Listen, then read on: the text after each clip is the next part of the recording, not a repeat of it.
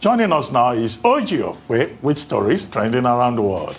Hello, Oji. Good morning, Dr. Abati. How are you? How was your weekend? It was very good. How's yours? No, just say. It was okay. Okay, great. Good morning, Tundu. You look lovely in your purple. I know this color. How are you? How was your weekend? It was good. Excellent.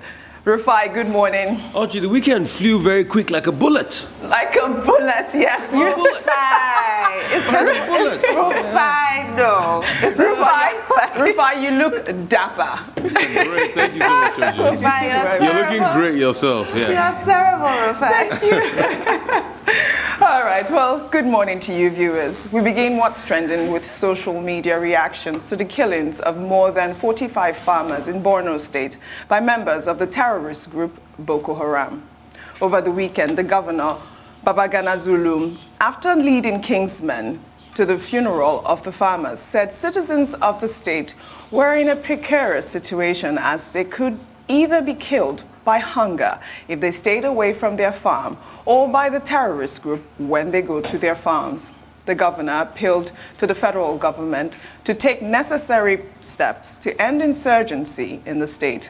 While reacting to the news, President Muhammadu Buhari described the killings as senseless, adding that he has given all the necessary support to the armed forces to protect the country against terrorism.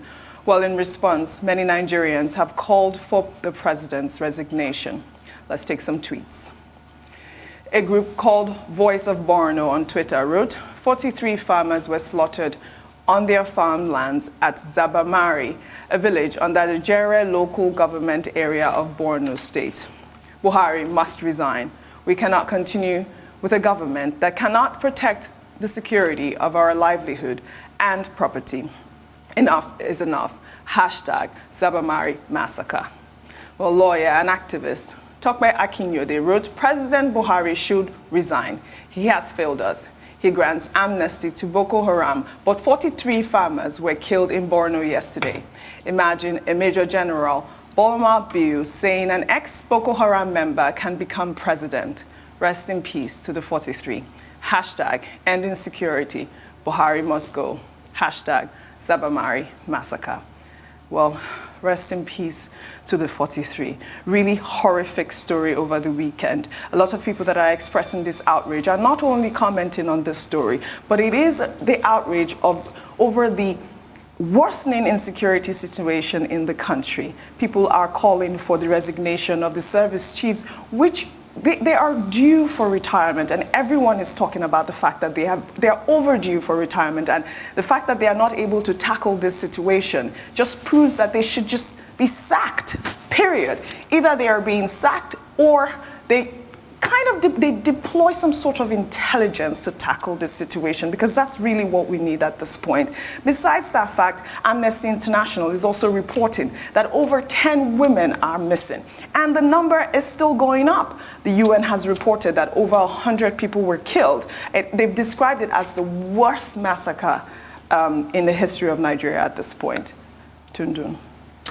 Yes, may their souls rest in peace, the souls of the departed. We must never become inured to seeing images of mass burials. It's completely unacceptable. Yes. It's so heartbreaking. And there are just so many dimensions to this story. You'll recall, even as of 2015, it was still being reported that in spite of the federal government saying that Boko Haram had been technically defeated, that Boko Haram was still controlling local governments in Borno State. That was 8. Now this is sounding to me like a control, like a government, because what they're demanding, this extortion they're trying to do, is some form of taxation. And it's not just in the northeast, it's also in areas of the northwest, where you must give them food or cash, some kind of payment for your life, like some kind of mafioso system. And these brave farmers refused. One lone gunman, so it's been reported, came and approached them for this levy, and they refused. And he went back and I guess got reinforcements and slaughtered them in their numbers. It's devastating. Like you're saying, people are calling once again for the sacking of the service chief. Just something to show that bold action is being taken by the president. I appreciate the president's statements about his outrage and his grief and whatever, but all these hackneyed platitudes do not deliver solutions. This scourge has to end. There's also the ideological component to Boko Haram. So they're not just criminals. That's what makes it particularly intractable. Yes. There are all kinds of teachings that feed into this and justify this. They actually think that they are in the right with what they're doing. That's what makes it really scary. And that's why this whole Operation Safe Corridor, for me, it can never work. The ideological component is not being addressed. Also. Yes. But also you should have seen the graphic images, like you said, these terrorists, they tied their arms and, you know, slit their throats, cut off their heads. This is terrible. It is the worst massacre, really. Well, this is the third time we're commenting on this same subject this morning. So we can just add a few more footnotes. One, the primary responsibility of government is to ensure the security and welfare of the people. Section 14, subsection 2 of the Nigerian Constitution. That's a sacred duty of government.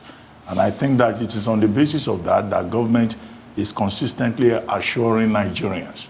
We've been assured of our own safety so many times that the reality that we're confronted with is more than enough to cause the outrage that has been expressed.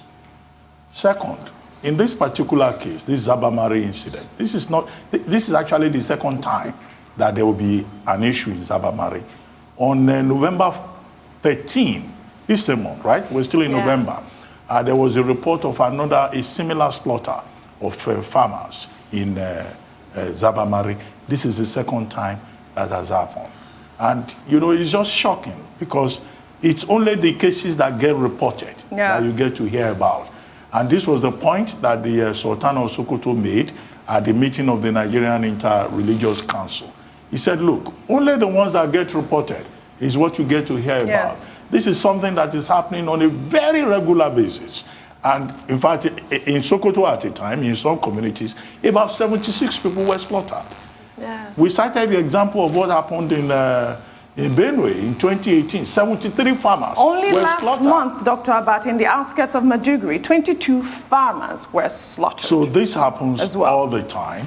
And, you know, Nigeria having become the killing fields is very unfortunate. And it is what provides the justification for the classification of Nigeria in the Global Terrorism Index as the third most terrorized country in the world.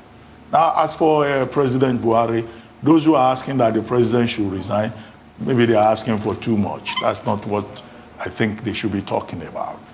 He's an elected president, and he would complete his term. But what we need to remind ourselves of is that not too long ago, the president, at the point when a lot of Nigerians were saying the service chiefs should go because we need new ideas. Now, President Buhari summoned the security chiefs. And after that meeting, Nigerians were informed that, look, the substance of this meeting is that the president has given the service chiefs the marching orders to make sure that they do what they need to do to provide security.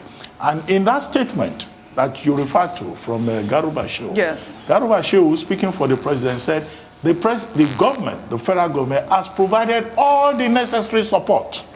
So why are we seeing And if indeed it is true that the necessary support has been provided, so where is the problem? It's not enough. Is it competence? Is it lack of ideas? And I think that, you know, with this Zabamari incident, the time has now come, perhaps, for the president to summon the service chiefs again and to ask them to come and give account with regard to the necessary support that they have been given and the marching order that they were given. And that's why I think Dr. Adamu, who was our guest this morning also, where the point he was making about accountability becomes relevant. Last point with regard to this topic, by way of further footnotes, is that there have been calls on social media that President Buhari should visit Zabamari. And I think that it makes sense if the president can take that step and identify with the people. Don't forget that in Zabamari, the people refused to bury the dead. They said until the governor showed up, those people will not be buried. And of course, the governor, Zulum, who has been described as one of the best, most empathetic governors under this dispensation, went there to identify with the people, and they were committed to Mother Earth. We commiserate with all the affected families, but it will be helpful if the president can also visit and take the additional step of holding those service chiefs who have been given necessary support accountable. Yes, the governor was shedding tears on Sunday at the funeral. He was literally crying. And the farmers are asking to be empowered. They want to, arm themselves. Rufai, your take on this story? I mean, yeah, if they're asking that they should be empowered, they want to arm themselves. You see, I'm quite iffy on that, and I'm going to tell you why I'm quite iffy on that. We're just going to put arms in a lot of people's hands, but when you look at it on the other side, shouldn't they protect themselves? I mean, correct me if I'm wrong. The Voortrekkers, the Bushmen that fought the Boer Wars, were farmers too, isn't it, in South Africa? And they bore arms. And when their lives are being threatened, when their means of livelihood are being threatened, are they not being pushed to the wall? The Boer War, the British fought in South Africa. They fought it with farmers, Dutch farmers. Anyway, I'm just thinking whimsically, but this part is very shocking. We can all make a case for firing service chiefs. But I want to ask all of us, in the last 10 years, do we know how many service chiefs that have been changed? Did things concerning this war change? From the top of my head, I can remember from Kenneth Minima, and it goes on and on, to Brutai, that was highly recommended then. In fact, it was said it was taken from the battlefront to come to be made as a head. Then we still keep having this. So it's like a push. Suddenly, it stops, then it starts again. At some point when the Chibok girls were kidnapped, we had a lot of foreign countries saying they want to help us. We had the G5 in the Sahel region too coming in. We had the conference in France that François Hollande hosted President Jonathan. But this has continued and hasn't stopped. Then we had Baga, another dastardly massacre. Then this hasn't stopped. You can make an argument for service chief to be changed. But if you make that argument, can you assure me that once they are changed, we'll have a resolution to the problem of Boko Haram insurgency? Well, let's hope it will bring about some sort of change. Let's hope we bring about some sort of change. But you see, the thing, Oji, I don't want is some sort of change. Well, I want a permanent solution. Right. Because let's not forget, people had their livelihoods in Borno. It was called the Sahel of the North, the Jewel of the North. People farmed in Borno. People went on holidays. They took postcard pictures there. But they can't any longer because their lives have been decimated. It's a permanent solution I want. All right. We'll hope for one. We'll take another story. May their souls rest in peace. We'll take another story, this time in the United States.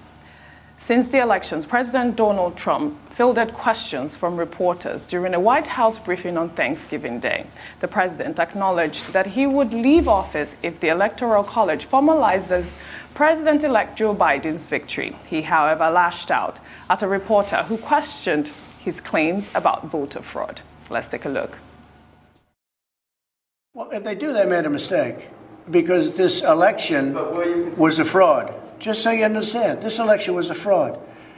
I mean, they have Biden beating Obama on Obama's vote in areas that mattered in terms of the election, in swing states. And yet he's losing to Obama all over the place.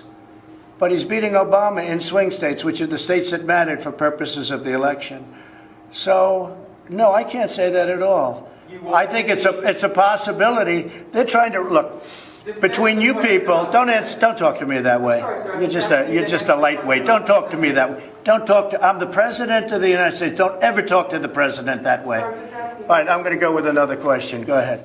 Well, the next reporter asked exactly the same question. You know, he went on to talk about Obama, which I didn't understand. What was that all about? He was saying that Biden is not the type of candidate that can win swing states. I don't know where he's getting that rhetoric. He seems so confused, Tundu. And he also said, come December 14th, if the Electoral College votes for Biden, they will have made the biggest mistake in American history. I mean, oh my goodness, it was embarrassing. And the wagging finger as well. And Obama wasn't on the ballot this time. So that whole, how can Biden beat Obama in swing states and Obama beat Biden and beat Obama? It was just completely It was so confusing. What was he talking about? It's embarrassing. It was asked the question that if the electors vote on December 14th to ratify the electoral college votes, whether he would leave or not, he says yes, he will go, of course. You know that. But that it will be a mistake. And that's the closest that President Trump has come close to conceding defeat. But what the figures tell us is that President-elect Biden has 306 electoral votes to Trump's 232. And in the popular vote, President-elect Biden is leading or leads with over 6 million votes. So it's a very convincing, resounding victory. But I think it's Tunu that usually compares President Trump to that mad King George. Oh yeah, the King of England, King George III. But you know, King George III had his moments of manic depression. He had bipolar disorder, right? But he reigned for 60 years, and he was a very productive king, considered, in fact, among the greats when he reigned. So the jury is still out on President Trump's legacy, but you can see that he's dealing with some kind of psychological issues. Maybe you call it withdrawal syndrome. That's what it looks like. Maybe you call it panic depression. But whether he likes it or not, he has to leave that place. On January 6th, the Congress will ratify the decision that will have been taken by the electors, by the electoral, on electoral votes. And he will have no option but to go. Now, what is not certain is whether he will attend the inauguration or not. But even if he doesn't attend the inauguration, he won't be the first. John Adams refused to attend the inauguration in 1801. He sat in his office. He was signing some final documents as the inauguration was going on. You know, they asked him that same question. And he says, I know the answer to that, but I'm not going to tell you. John Adams' son, John Quincy Adams, like his father, also refused to attend inauguration in 1829 out of anger, frustration. In 1869, Andrew Johnson also refused to attend the inauguration. So if President Trump refuses to show up on January 20, he will not be missed. And you know, Andrew Johnson is one of his favorite presidents. He's one of Trump's favorite presidents. Maybe we emulate Andrew Johnson. I'm not sure, but it's good. It's I hope reassuring to see that the sake. United States is moving beyond them, and it's the will of the people that will prevail at the end of the day. Rufai, I would love your comment on this story. Okay, and just to pepper them, like we say, he just lost another case in the court again. They just threw out another Trump's case, and they've been throwing all these cases out. You see, the Yorubas have a saying that the child we give birth to and we do not train properly or we do not bring up properly, will sell the house we built. Well, on that note. And that's what Trump has done. Well, thank you very much. Thank you, guys. We'll see you again tomorrow morning.